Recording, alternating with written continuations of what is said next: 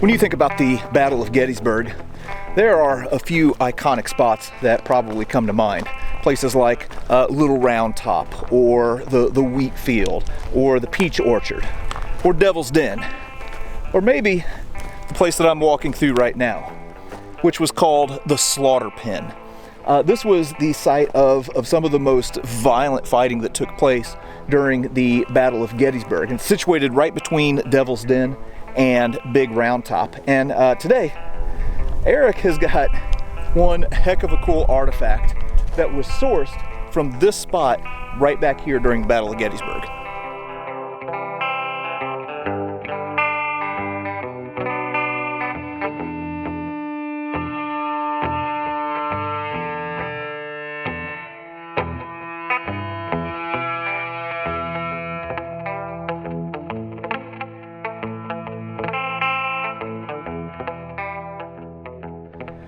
Right now I have moved to the top of the rocks at Devil's Den, and off in the distance you can see where the right flank of the Confederate line would have set out from on the afternoon of July 2nd.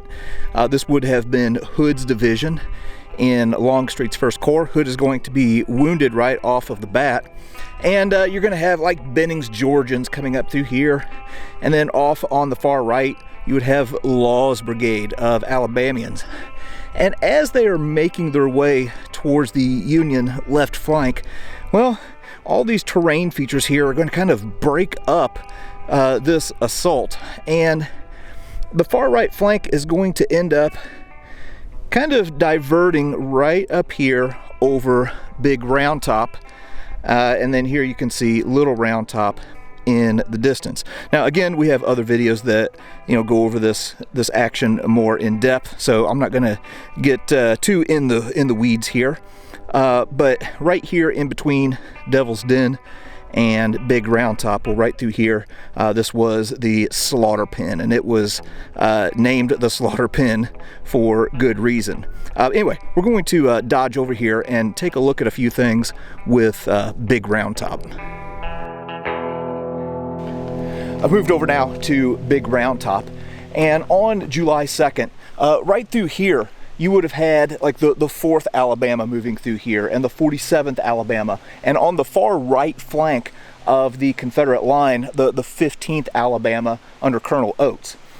So a lot of people, associate, this area with the fighting that takes place on Little Round Top, but there were bullets that were flying through here as well. And after the battle, there were things left everywhere. There were rifles. There was, of course, unexploded ordnance. And one of Eric's ancestors found something pretty interesting right here on Big Round Top. I'm standing at the base of Big Round Top. In the distance is the Slaughter Pen and Devil's Den. And I'm holding a Civil War Enfield bayonet. And this is really one of my favorite artifacts because it comes from my ancestors, the Peffers of Gettysburg. And I grew up hearing a story from my grandfather about this bayonet. This is one of the few artifacts that he kept in his den. Most of the items, the dug items, were kept in the basement, but this was in his den because it was special to him too. He remembered the story. And the Peffers of Gettysburg are known for the house in Ziegler's Grove, but during the battle, as they actually lived in Freedom Township, which was near the South Cavalry Field. They were tenant farmers at that time, and they fled like most people in Gettysburg, and when they came back they found some destruction in their farm. But in the months after the battle, they tried to reconstruct their lives the best they could.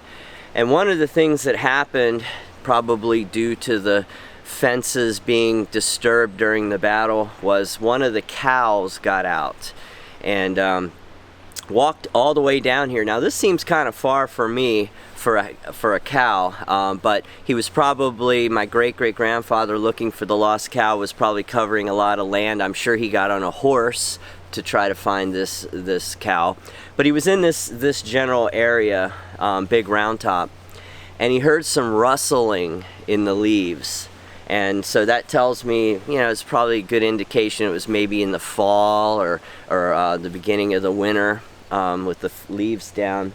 And he walked over to where he heard the rustling in the leaves, and he found this bayonet sticking straight up. And next to the bayonet, he found a skeleton leg.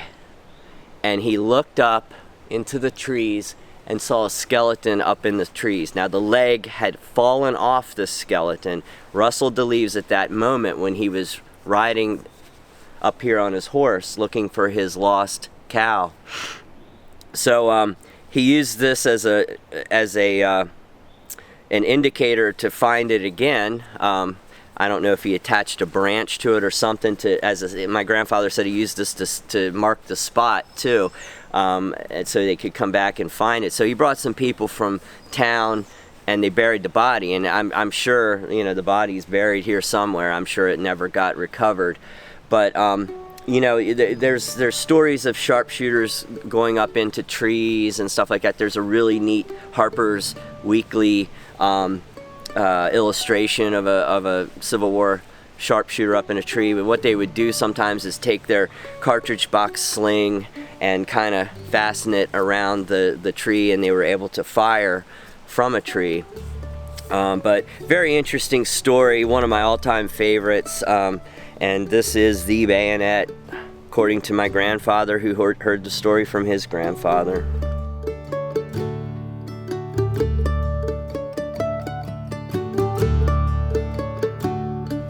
When I'm standing here on Big Round Top, which honestly, this is the first time I've been up here, but you have to wonder, what was this guy doing in a tree?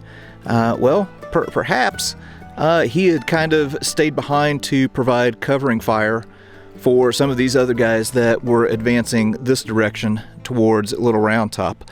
But whatever the case, he ended up catching a bullet and died up in a tree right here on Big Round Top. All right, we're going to dodge back to the museum now and take a look at a few other things.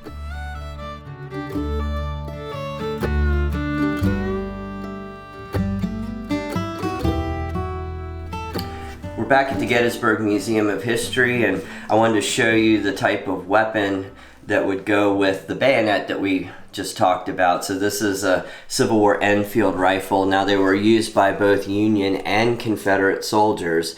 We knew that the bayonet was from a Confederate because of the uniform that he had on. And this is the bayonet. This is an Enfield bayonet. And I don't want to put that on the end of this rifle because of the oxidation on there. I don't want to scratch it up. But the person who found the skeleton and the bayonet was Fred Peffer right here in this photo. He's my great-great-grandfather. And this guy right here is Edward Peffer. He is my great-grandfather, and this is his whole family. So a really interesting story. The Peffers of Gettysburg. I grew up with this story, and certainly one of my all-time favorites.